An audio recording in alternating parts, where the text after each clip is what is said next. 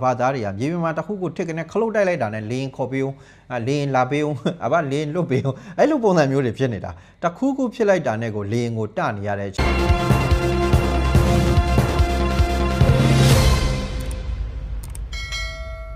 ကြောင်နဲ့ပတ်သက်လို့ကတော့ပြည်သူတွေရဲ့မှတ်ချက်ကတော့ငှက်လေးကိုတနာကြတယ်ချို့ကြောက်လဲငှက်လေးကိုကျေးဇူးတင်ကြတယ်ပေါ့နော်နေရင်တန်ကြားရင်ဆူတောင်းတဲ့ဟာတွေကတော့ပြတ်ကြပါစေပြစ်ချခံရပါစေဆိုတဲ့ဆူတောင်းတွေပဲဖြစ်ပါတယ်ပေါ့နော်ပါခင်ဗျာဒီနေ့ကတော့ဩဂတ်လ4ရက်နေ့နောက်26ခုနှစ်ဖြစ်ပါတယ်ပေါ့နော်ဒါမနေ့ကတော့မေဆုရဲ့သတင်းနဲ့ပတ်သက်ပြီးတော့ဒီနေ့လဲဒီသတင်းကတော့တောက်လျှောက်ဆိုလိုကိုပြောနေကြတော့မှာပဲပေါ့နော်အဲဒီကတော့စစ်ကောင်စီဘက်ကလည်းဒါကိုလုံးဝပြောမယ်ဆိုရင်တော့မေဆုရဲ့ရုပ်တံတို့ဘာလို့နဲ့ထုတ်မပြဘဲနဲ့ဓာတ်ပုံလေးတွေနဲ့ပဲလှုပ်ပြနေရဖြစ်တဲ့အတွက်ဒါအငင်းပွားကြရည်လည်းဖြစ်တယ်ပေါ့နော်ပြီးတော့ဒါ AI ပုံဆိုပြီးတော့ပြောကြရည်လည်းရှိတယ်ပေါ့နော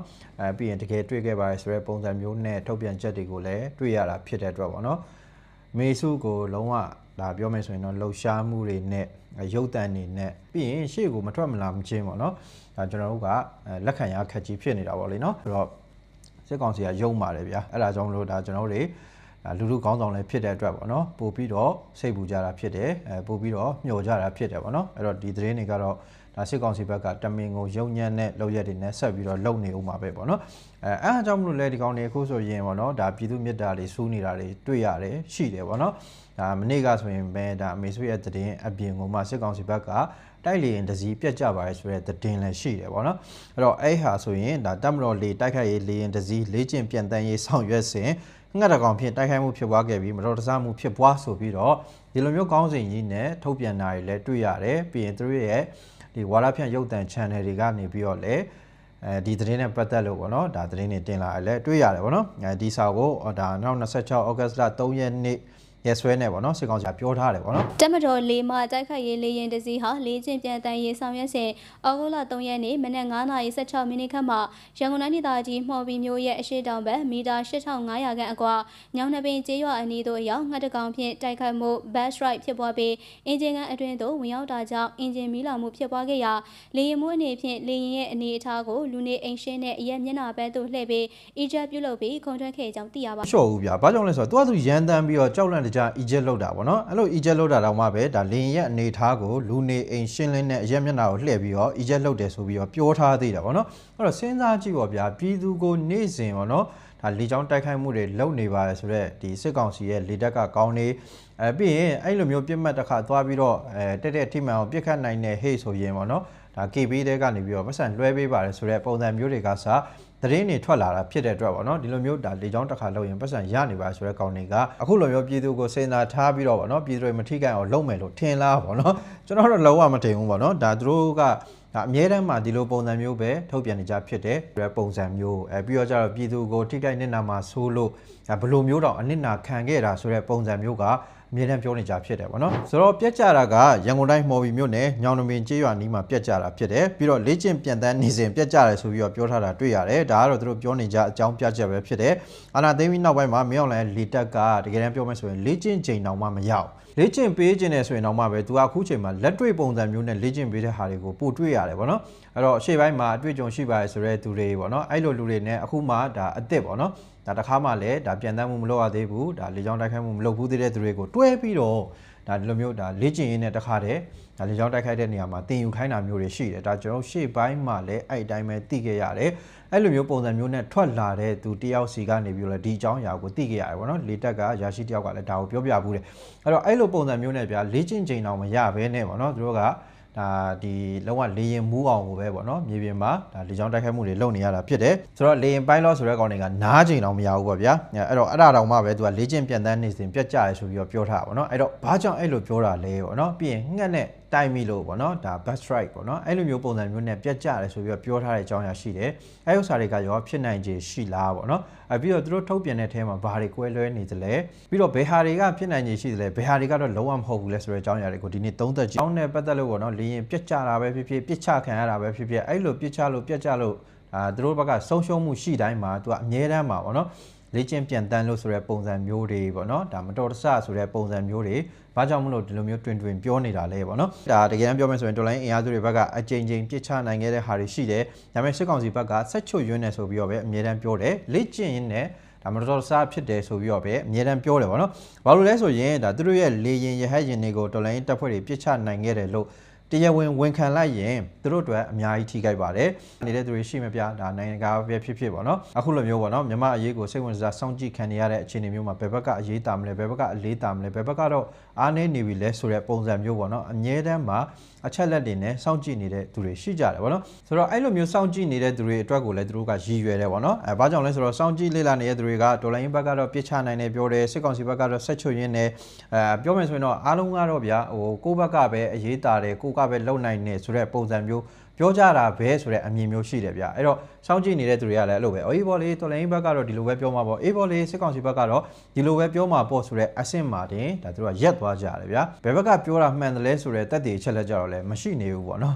ဒါလေရင်ကြီးပြစ်ချသွားပြီဆိုတဲ့အချိန်မှာပြစ်ချရလို့ပြောတဲ့သူကလည်းမှန်နိုင်တယ်မတော်တဆဆိုပြီးတော့ပြောတဲ့သူကလည်းမှန်နိုင်တယ်အဲ့တော့ကျတော့သူတို့အနေနဲ့ဒီဟာကိုဆက်လက်ပြီးတော့အတီးပြူကိုခတ်ခဲတယ်ပေါ့ဗျာဒါပေမဲ့တော်လိုင်းဘက်ကပြစ်ချနိုင်တယ်လို့ပြောနေတဲ့အချိန်မှာစစ်ကောင်စီဘက်ကလည်းဟုတ်တယ်ငါတို့လေရင်ကတော့ပြစ်ချခံလိုက်ရတယ်ဆိုပြီးတော့အတီးပြုတ်ပေးလိုက်တယ်ဆိုရင်ဒါခုနကဒါစောင့်ကြည့်လေ့လာကြတဲ့အနေနဲ့စောစောကအဆင့်ထပ်ပို့သွားပြီပေါ့ဗျာအားကိုရဆုံးဆိုတော့လေတက်ကိုတော်မှနှံနေပြီလားစော့နေပြီလားပေါ့နော်ဟာစစ်ကောင်စီရဲ့လေနေကိုတော်မှတော်လိုင်းအင်အားစုတွေကပြစ်ချနိုင်နေပြီလားဆိုတော့အမြင်မျိုးတွေထိရောက်သွားတယ်ဗျာဟာစစ်ကောင်စီကတော်တော်ကိုအားနေနေပြီပဲဟာသူတို့ရဲ့အားကိုရဆုံးလေတက်ကတော့မှပဲတော်လိုင်းအင်အားစုတွေကိုဒါနိုင်အောင်မလုပ်နိုင်တော့ဘူးအဲ့ကောင်တွေတော်တော်အားနေနေပြီပဲဆိုတော့မှတ်ချက်တွေရှိသွားစေနိုင်တယ်ပေါ့နော်ဒါကြောင့်မလို့စစ်ကောင်စီကအမြဲတမ်းလို့ညင်းပယ်နေရခြင်းဖြစ်ပါတယ်ပြီးတော့တက်တွင်းမှာရှိတဲ့သူတို့ရဲ့စစ်သားတွေမိသားစုတွေပေါ့နော်သူတို့ကိုထောက်ခံပါတယ်ဆိုတော့စစ်တပ်အတိုင်းဝိုင်းနေပေါ့ဗျာအဲ့လိုမျိုးလူတွေရဲ့စိတ်ဓာတ်ကိုလည်းထိန်းကျင်တာဖြစ်ပါတယ်ပြောမယ်ဆိုရင်တော့ရန်သူကငါတို့အားကိုးရဆုံးလေရင်တွေကိုတော့မှပြစ်ချနေပြီလားဆိုတဲ့အတွေးပေါ့နော်အဲ့လိုမျိုးပုံစံမျိုးမှတ်ယူသွားတယ်ဆိုရင်စိတ်ဓာတ်အရာမှာအများကြီးဒါနှိမ့်ကျသွားမှာဖြစ်ပါတယ်စိတ်ဓာတ်တွေကျဆင်းသွားလိမ့်မယ်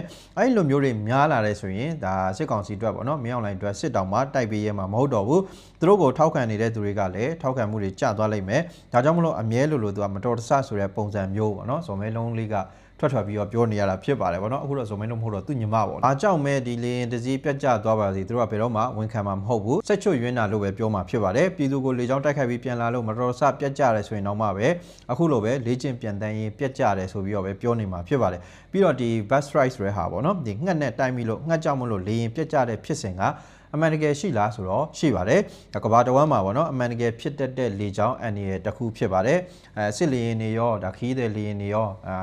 ဘယ်လေရင်တွေမဆိုကြုံတွေ့နိုင်တဲ့လေကြောင်းအန်ဒီရဲ့တစ်ခုပေါ့လေနော်ဘလို့အခြေအနေတွေမှာအများဆုံးဖြစ်လဲဆိုတော့ဒါအတက်အဆင်းပြုလုပ်နေတဲ့အချိန်အခါမျိုးတွေမှာအများဆုံးဖြစ်လေရှိပါတယ်အဲ့လိုမျိုးအခြေအနေကလည်းဒါလေရင်အနေနဲ့ပေါ့နော်ဒါမြေပြင်နဲ့အနီးကပ်ဆုံးအနေထားဖြစ်တာပါဆင်းတာပဲဖြစ်ဖြစ်တက်တာပဲဖြစ်ဖြစ်ဒါအနီးကပ်ဆုံးဆိုတဲ့အချိန်မျိုးတွေမှာဖြစ်လေရှိပါတယ်ပြီးတော့အဲ့အမြင့်ပေအကွာအဝေးကလည်းပေါ့နော်ငှက်တွေပြန်တန်းမှုအများဆုံးဖြစ်လေရှိတဲ့အကွာအဝေးပေါ့နော်ဆိုတော့ငှက်တွေကအဲ့အမြင့်အတွင်းမှာပြန်တန်းကြတာများလို့တိုက်မိနိုင်ခြေအရှိဆုံးဆိုပြီးတော့ပြောရမယ်အဲ့တော့အများစုကလည်းလေစိတ်အနီးနားမှာဖြစ်တာများပါတယ်ပေါ့နော်အဲ့တော့ဘယ်အချိန်တွေဖြစ်နိုင်တယ်လဲဆိုရင်မနက်စောစောအချိန်တွေပြီးရင်ညနေနေဝင်ချိန်တွေပေါ့နော်အဓိကတော့ဒီငှက်တွေအိတ်တန်းပြန်တာမျိုးပေါ့နော်ဒါမနက်မိုးလင်းအိတ်တန်းထွက်ပြီးတော့ဗောနော်အစာရှာတာမျိုးဒီလိုမျိုးပုံစံမျိုးတွေမှာဖြစ်နိုင်ခြေပို့ပြီးတော့များပါတယ်ပြီးတော့ငှက်တကောင်နဲ့လေရင်ကအခုလိုမျိုးပျက်စီးဆုံးရှုံးသွားနိုင်လားဆိုတော့သွားနိုင်တယ်လို့ပြောမှာဖြစ်ပါတယ်ဘာကြောင့်လဲဆိုတော့ဒါ engine ထဲကိုဝင်သွားတယ်ဆိုရင်ပြဿနာဗောနော်အဓိကတော့ဒါငှက်ကြီးကြီးသေးသေးဒါ engine ထဲကိုဝင်သွားရဆိုရင်တော့ပြဿနာဖြစ်သွားပြီလို့ပြောမှာဖြစ်တယ်အဲ့တော့ engine ပျက်စီးတာတွန်းကန်ဆုံးရှုံးတာတွေကြောင့်မလို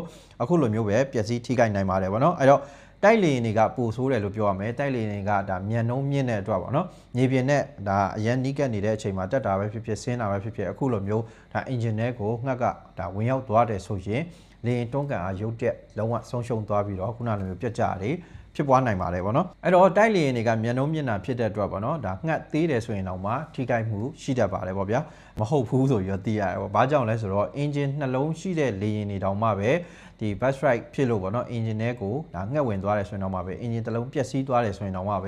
ဲကျန်တဲ့ engine တစ်လုံးနဲ့ထိန်းပြီးတော့ဆင်းနိုင်ခဲ့တဲ့ဖြစ်စဉ်တွေရှိပါတယ်။ဒါပေမဲ့မြေပြင်နဲ့အရန်ကတ်နေတဲ့အခြေအနေမျိုးမှာတော့ဒါခက်ခဲပါတယ်ပေါ့နော်။ဒါအပြင်ကမှ engine နှလုံးလုံးထိခိုက်သွားတာတောင်မှပဲပေါ့နော်။ဒါပြန်ပြီးတော့ဆင်းသက်နိုင်ခဲ့တဲ့ဖြစ်စဉ်တွေလည်းရှိပါတယ်။ဒါကတော့အမြင့်ပေအများကြီးမှာထိခိုက်တဲ့ဟာတွေပေါ့ဗျာ။အဲဥစ္စာကတော့ဒါ2009ခုနှစ်မှာပေါ့နော်။ဒါအမေရိကန်ကခီးတဲ့လေယာဉ်တစ်စီးကငှက်အုပ်ကြီးနဲ့တိုက်မိပြီးတော့ engine နှလုံးစလုံးရက်သွားတယ်။ဒါတော့မှပဲလေယာဉ်မှုက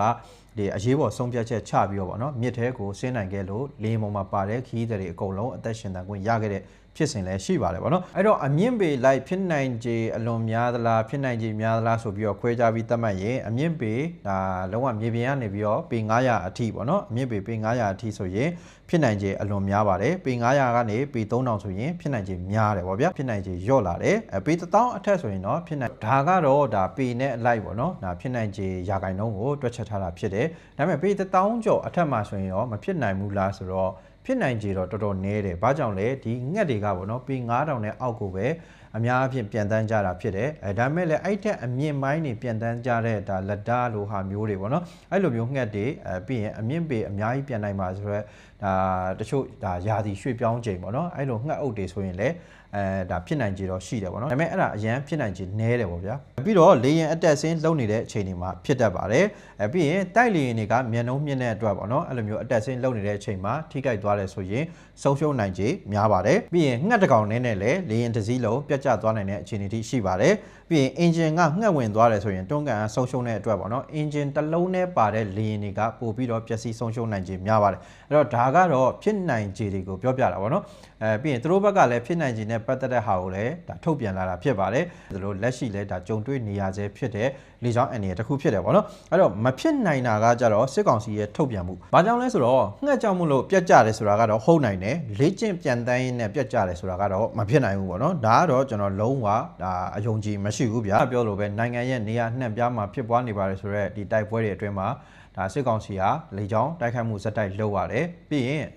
်တိုက်ပွဲဖြစ်ပွားခြင်းမရှိတဲ့နေရာတွေပြည်သူတွေပဲနေပါတယ်ဆိုတဲ့နေရာတွေစစ်ရှောင်းလိုနေရာတွေဘုံကြီးကျောင်းလိုနေရာတွေပေါ့နော်သာသနာနယ်မြေတွေဖျားကျောင်းတွေပြီးရင်တကယ်ကိုဗျာပြောမယ်ဆိုရင်တော့မထိရပါဘူးဆိုတဲ့ဒီစေယုံတွေစာတင်ကျောင်းတွေဒါတွေကမှအစဒီကောင်းတွေလိုက်ပြီးတော့လေကြောင်းတိုက်ခိုက်တာတွေလုပ်နေတာဖြစ်တယ်ဆိုတော့အဲ့လိုတိုက်ခိုက်မှုတွေနဲ့ပဲသူတို့မှအချိန်မလက်နိုင်ဖြစ်နေတဲ့အတွက်လေ့ကျင့်ပြန်တဲ့နဲ့ပြတ်ကျတယ်ဆိုတဲ့ဟာကတော့လုံးဝကျွန်တော်ကတော့ယုံကြည်မရှိဘူးပြီးတော့လေရင်ပြတ်ကျတာလည်းဖြစ်နိုင်ခြေရှိတယ်ဘာကြောင့်လဲဆိုတော့အတက်ဆင်းလို့နေရာမျိုးပေါ့နော်ပြီးရင်အခုဖြစ်သွားတဲ့နေရာကလည်းလေရင်ခွဲနဲ့တိတ်မကွာဝေးတဲ့နေရာမျိုးပေါ့နော်အဲဒါကြောင့်လေရင်ပြတ်ကျတယ်ဆိုတာလည်းဒါဟုတ်တယ်ဖြစ်နိုင်တယ်သူတို့ဘက်ကလည်းစတင်ပြီးတော့ထုတ်ပြန်လာတာဖြစ်တဲ့အတွက်ဒါအမှန်ပဲပေါ့နော်လူနေရှင်းတဲ့အရက်မျက်နှာဘက်ကိုလှည့်ပြီးတော့အီဂျက်လုပ်ပြီးခုန်ထွက်တယ်ဆိုတာကတော့မယုံဘူးဒါလည်းလက်မခံဘူးပေါ့နော်ဒါကလုံးဝဖြစ်နိုင်ခြေမရှိဘူးဒါဘာကြောင့်လဲဆိုတော့စစ်ကောင်စီဟာပြည်သူကိုလုံးဝစေနာမရှိဘူးဆိုတာရှေ့မှာဖြစ်နေတဲ့ဖြစ်စဉ်တွေအခုလက်တော့ဖြစ်နေတဲ့ဖြစ်စဉ်တွေစစ်ရာဆွေးမှုတွေဒါတွေကိုကြည့်မယ်ဆိုရင်သိတာစေပါတယ်ပြီးတော့လေတက်ကကောင်တွေပို့ဆိုးတယ်ဗျာသူတို့တွေအခုလိုမျိုးလှုပ်သွားလို့ရလက်တွေထွက်လာပြီဆိုပြီးတော့ကြည့်လိုက်ရင်ဟာကလေးလေးတွေအစပြောက်သွားတယ်အပြစ်မဲ့ပြည်သူတွေအစပြောက်သွားတယ်တချို့ဆိုရင်ထမင်းစားနေနေဘာမှတော့မသိလိုက်ဘူးမိသားစုတစုလုံးပျောက်ကွယ်သွားတယ်ပေါ့နော်အဲ့တော့အဲ့လိုပုံစံမျိုးတွေကိုမြင်နေရတာတောင်မှပဲဒီကောင်တွေဒီလုပ်တွေကိုဆက်ပြီးတော့လုံနိုင်နေသေးတာဖြစ်တဲ့အတွက်ပေါ့နော်အဲ့လိုမျိုးလင်းပိုင်းလော့တွေကပြည်သူကိုစေတနာထားတယ်ဆိုတဲ့ဟာက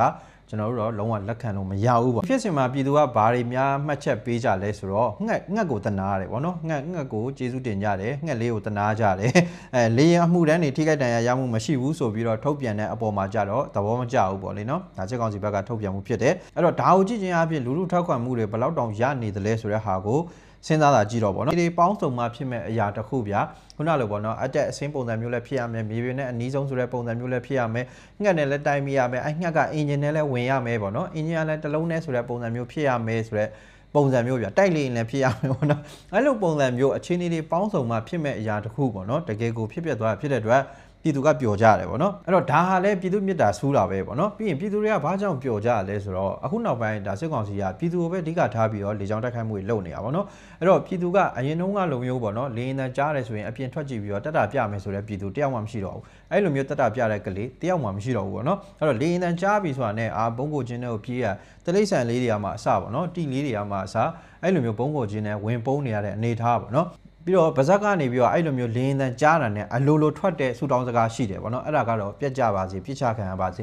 ေအဲ့လိုပုံစံမျိုးတော့ဆူတောင်းခံနေရတဲ့အနေထားပေါ့နော်အဲ့တော့အခုလဲနောက်ဆက်တွဲအကြောင်းအရာတစ်ခုကိုဒါ People Spring ကနေပြီးတော့တင်ထားတာတွေ့ရတယ်အဲ့ဒါကလေမော်မှာပါတဲ့2ဦးတည်းကတဦးဂိသွားတယ်ဆိုတဲ့သတင်းပေါ့နော်အဲ့တော့မနဲ့အစောတဲ့ရခိုင်ကိုသွားတာတဲ့တိုက်လေရင်ကဒစည်းတဲတော့မဟုတ်ဘူးတဲ့နှစ်စင်းတက်သွားတာပေါ့နော်ပြီးတော့မနက်အစောကြီးရာသီဥတုကလည်းတိတ်မကောင်းဘူးနောက်တစ်ခုကလေရင်အမှုတန်းတွေကတောက်လျှောက်မနာရဘူးပေါ့နော်တိုက်ပွဲဖြစ်တဲ့နေရာတွေကိုတောက်လျှောက်သွားနေရတော့ဓာမခံနိုင်ကြဘူးတဲ့အဲ့ဒါကျွန်တော်ပြောတာလေရင်မောင်းတဲ့ကောင်တွေကနားကိုမနာရတဲ့အခြေအနေတကယ်ပြောတာပြီးတော့သူတို့လက်အောက်မှာရှိပါတယ်ဆိုတော့ဒီမြေပြင်စစ်ကြောင်းတွေပေါ့နော်စစ်ကြောင်းထိုးခိုင်းနေတဲ့ကောင်တွေအဲ့လိုကောင်မျိုးတွေကတခုခုဖြစ်လိုက်ပြီဆိုတာနဲ့ဒါလေရင်ကိုခေါ်ကြတယ်ပေါ့နော်အရင်တုန်းကဆိုရင်တော့ဒါတိုက်ပွဲဖြစ်တယ်တိုက်ပွဲမှာအရေးမတာတော့ဘူးပေါ့နော် ပြစ်ကူလိုအပ်လာပြီးပေါ့နော်ဒါမှမဟုတ်ပိတ်မိတာပဲဖြစ်နောက်ဆုံးတက်လုံးဝမှာပဲဖြစ်ပေါ့နော်အဲ့လိုမျိုးပုံစံမျိုးအရေးပေါ်အခြေအနေဖြစ်လာပြီဗျာကူမရတော့မယ်ဆိုတဲ့အခြေအနေမျိုးတွေမှာပဲလေရင်ပြစ်ကူကိုခေါ်ကြတယ်အမြောက်ပြစ်ကူပေးခိုင်းကြတယ်ပေါ့နော်ဒါပေမဲ့အခုကျအဲ့လိုမဟုတ်ဘူးအဘသားတွေကမြေပြင်မှာတစ်ခုကိုထစ်ကနေခလုတ်တိုက်လိုက်တာနဲ့လေရင်ခေါ်ပေးအောင်လေရင်လာပေးအောင်အဘလေရင်လွတ်ပေးအောင်အဲ့လိုပုံစံမျိုးတွေဖြစ်နေတာရတဲ့အခြေအနေဒါကြောင့်မလို့အဲ့လေရင်မှုဆိုတော့ကောင်တွေကနားကုန်မနာရဲဝင်ဦးကလည်းသိတဲ့အတိုင်းပဲသူတက်လာပြီးနောက်ပိုင်းမှာလေကြောင်းတိုက်ခိုက်မှုပုံစံတွေပြောင်းလာတယ်လေကြောင်းတိုက်ခိုက်မှုကိုပို့ပြီးတော့အရင်ထက်2ဆ3ဆပို့သုံးတဲ့ပုံစံမျိုးတွေမြင်တွေ့လာရတယ်အရင်တုန်းကဒစီးတဲ့ဆိုတဲ့ပုံစံမျိုးကနေအခုဆိုအုပ်လိုက်ဆိုတဲ့ပုံစံမျိုးတွေပို့သုံးနေတာကိုတွေ့ရတယ်အဲကြောင့်မလို့ဒါခုနပြောတဲ့အတိုင်းပဲပေါ့နော်လင်းဒါမောင်းမာတယ်ဆိုတဲ့ကောင်တွေလင်းအမှုတန်းဆိုတဲ့ကောင်တွေကနားကိုမနာရတဲ့အနေထားပေါ့နော်ပြီးတော့ထပ်ပြောထားရှိသေးတယ်အဲ့ဒါပါလဲဆိုတော့မနက်အစောပိုင်းဆိုတော့ငှက်တွေကအိတ်တန်းထနေတဲ့အချိန်တိုက်မိတာနေမှာပေါ့တဲ့ငှက်ကအင်ဂျင်ကန်ထဲကိုဝင်သွားတော့မီးလောင်ပြီးပြတ်ကြတာတဲ့အဲ့မှာလင်းမှုကအရေးပေါ်ခလုတ်နဲ့လေဒီဖွင့်ပြီးခုံချတော့အသက်ဘေးကလွတ်တာပေါ့တဲ့အမှုတန်းကတော့တည်တယ်တဲ့လေမှုကိုတော့သူတို့စစ်နေကြတယ်ဆိုပြီးတော့ကြားတယ်တဲ့အဲ့တော့ပြည်သူကတော့နဲတယ်ပဲပြောမှာပေါ့နော်။ဘာကြောင့်လဲဆိုတော့အခုဆိုရင်ကိုပဲစစ်ကောင်စီကရခိုင်ပြည်နယ်တန်တွဲလိုနေရာမျိုးကိုလေရင်အုပ်လိုက်နဲ့လေကြောင်းတိုက်ခိုက်မှုလုပ်နေတယ်ဆိုတဲ့ဟာကိုဒါအာခတ်တော်ကလည်းအရေးပေါ်ထုတ်ပြန်ထားတာရှိတယ်ပေါ့နော်။အဲ့တော့သတိထားကြဖို့လိုတယ်။ပြီးတော့စစ်ကောင်စီကအဲ့လိုမျိုးမမှတ်ရန်ဆုပ်ဆုပ်ပဲပဲလှုပ်တော့မယ်ဆိုရင်တရင်နဲ့ပတ်သက်ပြီးတော့အာယုံလွှဲတာတွေတရင်ဖုံးအောင်လုပ်တာတွေလည်းရှိတယ်ဆိုတဲ့ဟာကိုပြောပေါ့နော်။ဒါဒီလေရင်ပြတ်ကျမှုနဲ့ပတ်သက်လို့ကတော့ပြည်သူတွေရဲ့မှတ်ချက်ကတော့ငှက်လေးကိုတနာကြတယ်ချို့ကြောက်လဲငှက်လေးကိုကျေးဇူးတင်ကြတယ်ပေါ့နော်နေရင်တန်ကြားရင်ဆူတောင်းတဲ့ဟာတွေကတော့ပြတ်ကြပါစေပြစ်ချခံရပါစေဆိုတဲ့ဆူတောင်းတွေပဲဖြစ်ပါတယ်ပေါ့နော်အဲ့တော့ဒါဟာပြည်သူမြတ်တာစူးခြင်းဖြစ်တယ်ပြီးတော့အခြေအနေတွေအများကြီးအကုန်လုံးစုံသွားမှဖြစ်ရမယ်ဖြစ်စဉ်တစ်ခုကဒါအချိန်ကိုက်ကိုလာဖြစ်တယ်ဆိုကနေကိုကလည်းခုနလိုပဲပေါ့နော်ပြည်သူပေါ်မှာနေစဉ်နဲ့အမျှရုံမှာရက်ဆက်မှုတွေကျူးလွန်နေတာဖြစ်တဲ့အတွက်အခုလိုကြုံရတာဖြစ်တယ်ပေါ့နော်ဒါဖြစ်တစ်ခုနှမျောစရာကောင်းတာကဒီလေရင်ပြက်စီးသွားလို့နှမျောတာတော့မဟုတ်ဘူးအဲ့လေရင်တွေကိုဝယ်ထားတယ်ဆိုတာကလည်းပြည်သူရဲ့ဘဏ္ဍာငွေကနေဝယ်တာပေါ့နော်အဲ့တော့ပြည်သူတွေရဲ့ချွေးနှက်စာဖြစ်တယ်ပြည်သူတွေရဲ့အခွန်အခတွေစီကနေဝယ်ယူထားတာဖြစ်တယ်ပေါ့နော်ဒါပေမဲ့ကျွန်တော်တို့ပြည်သူတွေကလည်းပြောပါတယ်ပေါ့နော်ရတယ်ဘာမှမဖြစ်ဘူးလုံးဝဘာမှမရှိတော့ဘူးဆိုရင်တော့ငါတို့ပြန်ပြီးတော့ပြန်အစအနေပြန်စလို့ရတယ်ပေါ့နော်ဒီကောင်တွေဒါလုံးဝမရှိတော့တာကိုပဲလိုချင်တယ်ဆိုပြီးတော့ပြောဆိုနေကြရလဲလေရင်ပြတ်ကြတယ်ဆိုတာလည်းဟုတ်တယ်မှန်တယ်ဒါပေမဲ့လည်းလေရင်ရဲ့အနေအထားကိုလူနေအိမ်ရှင်းတဲ့အရက်မျက်နှာဘက်ကိုလှည့်ပြီးတော့အီဂျက်လို့ခုံထွက်တယ်ဆိုတာတော့မဟုတ်ဘူးလို့ပြောရမှာဖြစ်ပါတယ်ဗျ